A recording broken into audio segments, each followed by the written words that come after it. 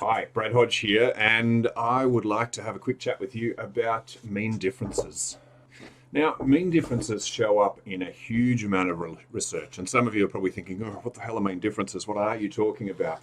And I guess what we're talking about is how do we know when there's a difference between two sets of numbers? Now, those numbers might represent grades, they might represent height, they might represent weight, they might represent laziness, they might represent heart rate. It doesn't really matter, but what we're trying to work out is sometimes we want to know the difference between two sets of those. So maybe we want to know whether girls are harder working than guys are at university.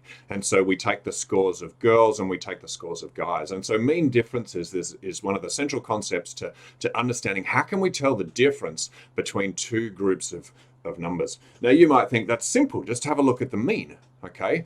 But sometimes what happens is you'll get two means that are almost the same, but in actual fact, or that are different, but in actual fact, it's not quite as simple as that. And let me show you why. So if we're thinking about, if we're let's go with happiness, right?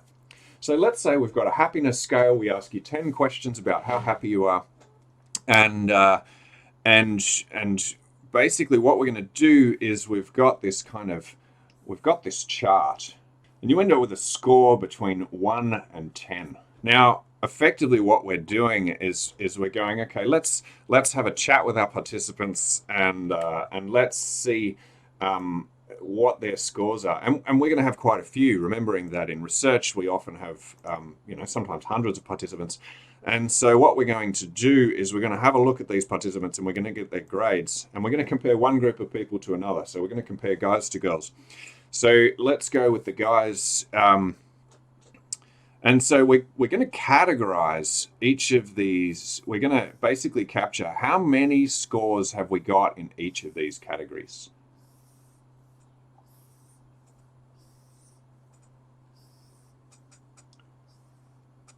Now, of course, when we're doing research, we're not going to do this manually, but just for the sake of the explanation, this will help. So obviously, many people are fairly happy. So let's say, we've got a person who's got a 7, person with a 9. We've got a couple of miserable ones in there, people who just aren't very happy at all. But really, the bulk of people, we get a lot more scores that are in the middle. Okay, so we get a lot more around this 6 and 7 point and 8. And if you think about happiness, that makes perfect sense. Like, lots of us are happy. Very few of us would say, oh, I've missed a category there. Very few of us would say that we're a 10 out of 10 for happiness.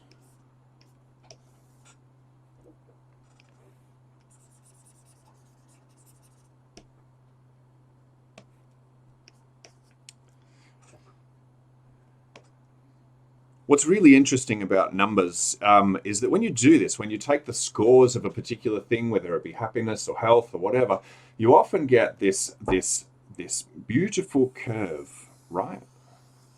Now, it's not always perfect, but we get this curve, and it's called a normal distribution, because what happens is our scores tend to be clustered. Most people tend to be in the middle, right? We're not going to get into the complications of that, but they tend to be in the middle.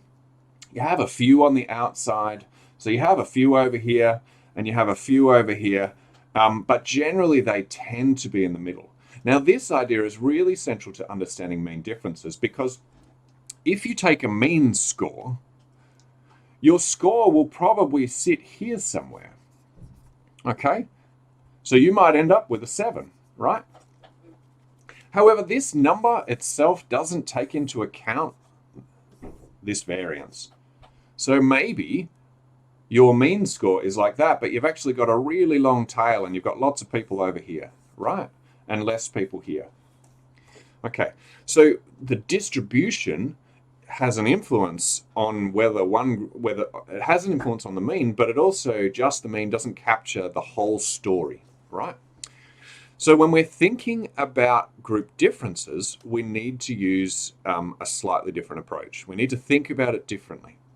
So if we think about happiness, and let's compare, I don't know, first year students at university to second year students, what you can often find. So at the initial stage, you might go, yep, we've got a mean of 5 for first year students. And then we might have a look, and and then we go, well, we've got a mean of 6 for second year students. Now, if you just have a look at this data at that really, really simple level, then you might conclude that second years are happier than first years. However, what we actually have to do is take into account the distribution. Okay. So if you think about it, what can actually happen is you can have a distribution, doesn't look very skewed, a distribution that looks a bit skewed, right? Okay, so when we have a look at second years, it might be the case that you've got yep, your mean is 6, and so it certainly looks like they're happier than the first years, but in reality what we've actually got is that we've got quite a few who are way over here at 10. Okay, so we haven't got a normal distribution. Let's strengthen that. Okay, so we haven't got what's called a normal distribution where they're even out both sides. Okay, and this has an impact on your mean. So if you've got a number of 10 scores in your data, then it's going to drag your mean across. But then when we have a look at our first year students, we might actually see a more normal distribution that looks more like this. Okay, so it's quite pointy, but we've got lots and lots of people who are going 5, 6, and 7. We haven't got so many 9s and 10s, and so it's actually held back our mean, right? So the understanding whether there's a difference between two groups, you actually need to take into account both the mean and what's called the standard deviation. Now, we're not going to go into huge depth here, but basically what the standard deviation captures is how far